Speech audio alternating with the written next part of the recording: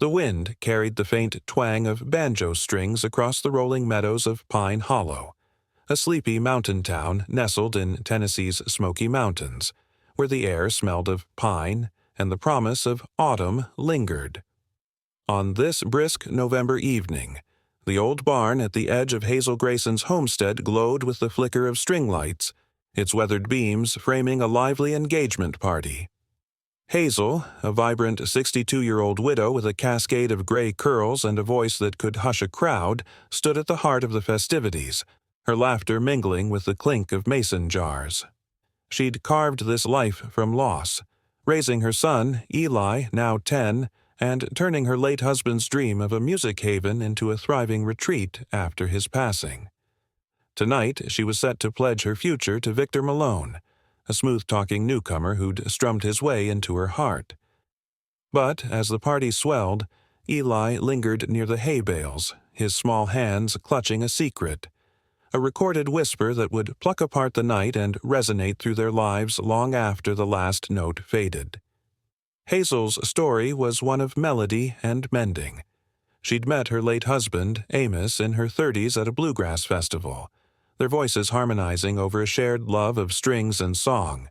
They'd married under a canopy of pines, built the homestead together, and welcomed Eli late in life, a surprise after years of longing. Amos's death from a sudden heart attack had silenced Hazel's world, leaving her to raise Eli alone while keeping the retreat alive, a place where musicians gathered, cabins dotted the hills, and the barn hosted jams that drew folks from miles around. She'd poured her grief into both, her fingers calloused from banjo strings, her spirit lifted by Eli's quiet curiosity. The retreat flourished, weekend workshops, a loyal following, and Eli grew into a perceptive boy who knew every chord Hazel played like a map of her soul. For years, Hazel shunned romance, her heart tuned to Eli and the music. But a year ago, Victor Malone arrived, a lean, silver-bearded man in his mid-60s with a guitar slung over his shoulder and a grin that could charm a snake. He'd rolled into a jam session, claiming to be a retired session musician from Nashville, and captivated Hazel with tales of studio nights and forgotten hits. Their duets turned to dinners, then a swift romance. Victor was warm, generous, gifting Eli a pocket harmonica and teaching him riffs. Hazel felt a harmony she hadn't known since Amos. She'd hesitated to remarry, but Victor's persistence won her over. "We'll make music together," he'd said, proposing in the barn with a song he'd written just for her.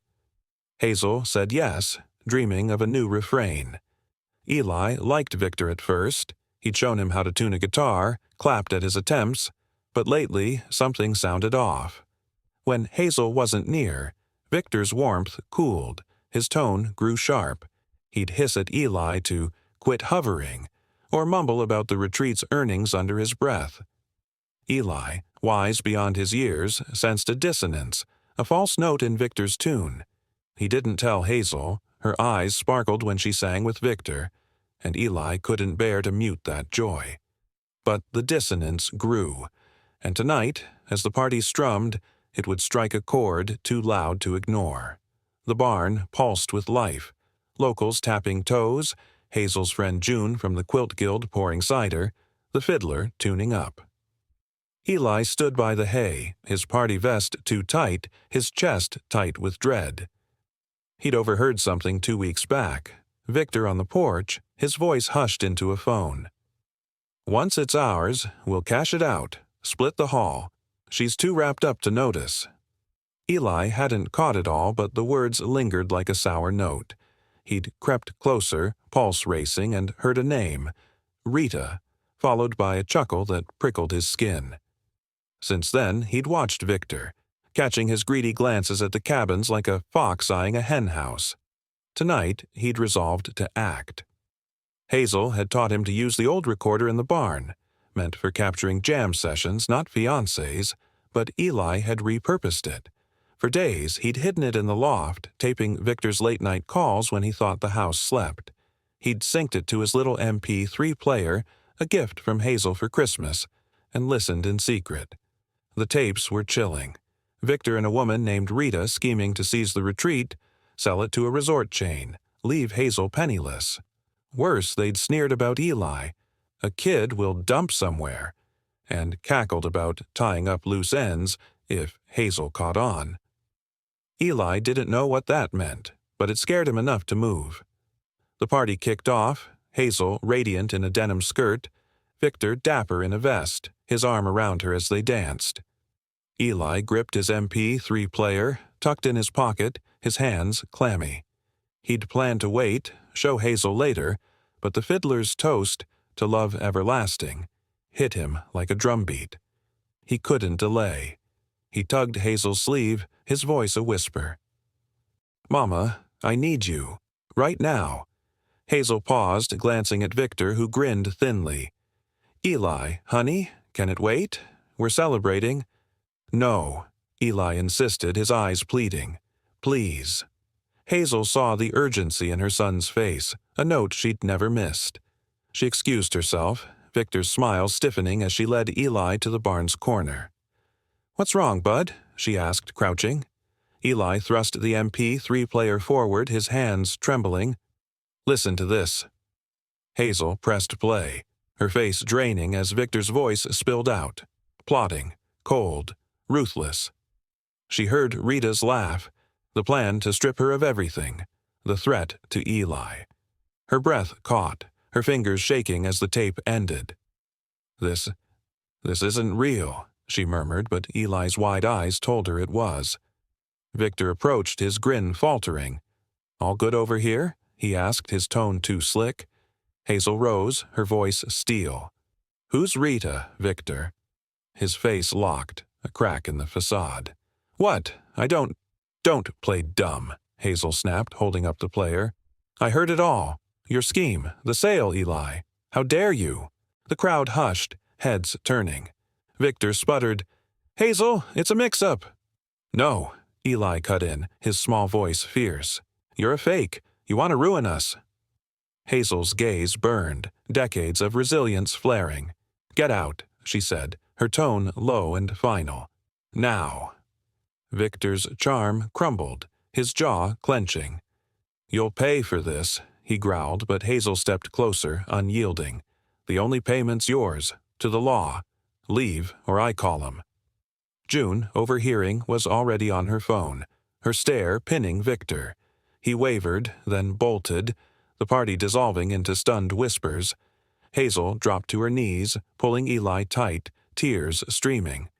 "You saved us, sweet boy," she whispered. Eli hugged her back, relief drowning his fear. "I had to, Mama. I love you." The weeks that followed were a whirlwind.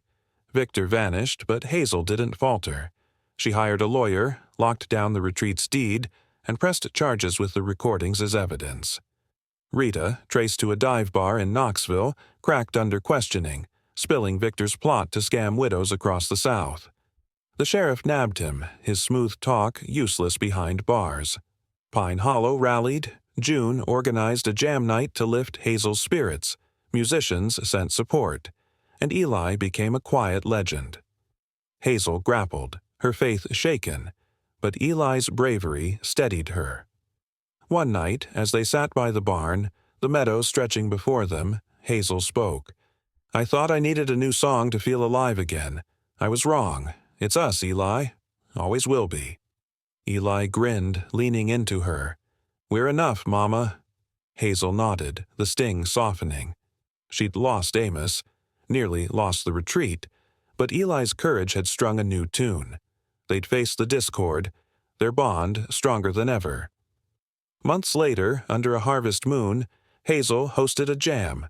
Friends, locals, no frills. Eli played his harmonica, his notes weaving with the banjo's twang. Hazel lifted her glass, her voice clear. "To family, the ones who sing for us, the ones who stand by us." The crowd cheered, and Eli beamed, his small hand in Hazel's calloused one. The homestead stood as proof. Trust and love could outplay any deception, echoing through the strings like a melody only they could hear. One note struck the truth.